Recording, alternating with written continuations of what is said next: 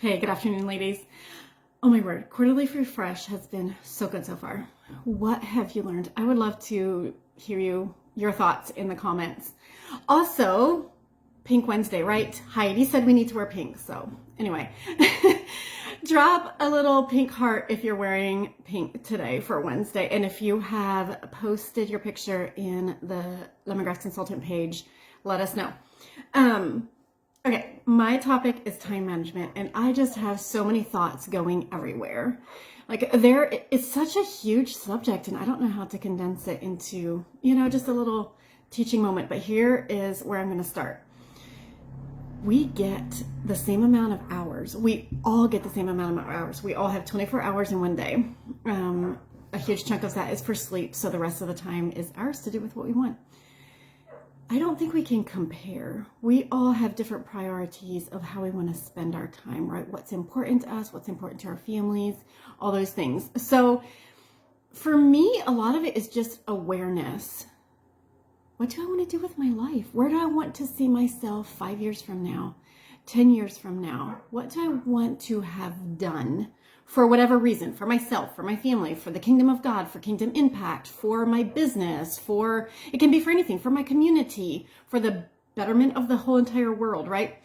So there's so many things that encapsulates. So what are you going to do? Here's just a couple of things that have been really good for me in my life. Is to be very self-aware. Where am I spending my time? One of my favorite quotes is, be a creator, not a consumer. So for me, that means, I don't know. I know we all love to watch a really good movie, and we can do that from time to time, but are we wasting our time watching other people and then never becoming better ourselves? Does that make sense? Putting our values, our voice out there. Maybe you have learned really good things through really hard things. People need to hear it. We just need to sometimes go first. I love that. So wasting my time watching other people constantly is for me where I have found myself wasting time, and I have kind of made a decision. We're done with that. Now I am a creator, not a consumer. So that goes right back into my time. So I want to create good things with my time and not just consume. There's also, I've found 4 P's in time management. Here they are: prioritize, plan, prepare, and perform. So just prioritize, just sit down. Even sometimes it can be with your spouse. Figure out what you want for the next 5 years, what you want this week, what do you want to happen? Maybe it's Sunday night that you sit down and you just prioritize your week. You can fill in your calendar with the big events that have to take place, that are already taking place. Maybe it's school, maybe it's appointments, whatever. And then fill in the rest of the time with things that create value in your life. Or we're all lemongrass spa consultants. When are we going to run our businesses, right? So we can prioritize that time in between the big things, right? And then you plan. You just prepare. You gather your content. If you're going to shoot a video or do a live, or if you're going to post, snap a couple pictures, that's how you plan. And then you can also prepare. So ahead of time, maybe you're planning, but then also you're preparing and gathering your supplies, gathering your notes, writing it out. Use ChatGPT is amazing, an amazing tool to help you do that time management. And boards, we've all talked about that as well. Use those tools. Those are great places to help you prepare. And then you perform, then you go live, then you're ready, then you have all your content together. Everything just flows when you can do that. So remember those 4 P's: prioritize what you're going to do, plan, prepare, and then perform. What would it look like if you didn't open your emails until noon? You don't have to. Kind of figure out when your energy level is the highest. And if you can perform the best in the morning, then wait for some of those things. Your emails are always going to be there. Your things are always going to be there. Wait until noon to open your emails. Wait until noon to open Facebook. What would happen if you did that? Turn your phone off for an hour in the morning. Help you get maybe your housework done, or what needs to be done, running to appointments.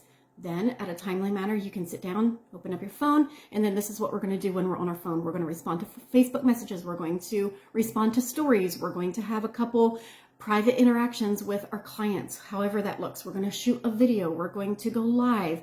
Plan and prepare for your time online. Clear your schedule as much as possible. Okay, so confession here. I am a minimalist coach. I have a whole group that we coach. And for me, the things in my home shout voices at me, clean me, take care of me. Why don't you do something with me? Why don't you play with me? Why don't you anything, right? And that also is time. So we have people in our stores, right, who are in charge of cleaning the store. They're in charge of pulling things forward on the shelves. They're in charge of inventory and making sure that there's enough supplies there. Your home is the exact same way. But guess what the stores have that we don't have? They have a ton of employees taking care of all of that, right? In your home, that's you. Pretty much. That's me. That's our kids. That's our husband having to take care of our things. Okay, so my way to get myself more time is to have less inventory in my home, in my life, that's shouting at me to take care of it, to do something with me, right? So the way I create time in my life is to have as less stuff as possible. We call it stuff shifting. So if I'm constantly, Friday comes around and it's time to clean, or Saturday or Sunday, and I'm moving the exact same decor every single time, I'm washing the same 50 cups or mugs or plates, whatever it might be. What would happen if you would get rid of half of that and you wouldn't have to touch that many things? Wouldn't you have more time to do what you want to do?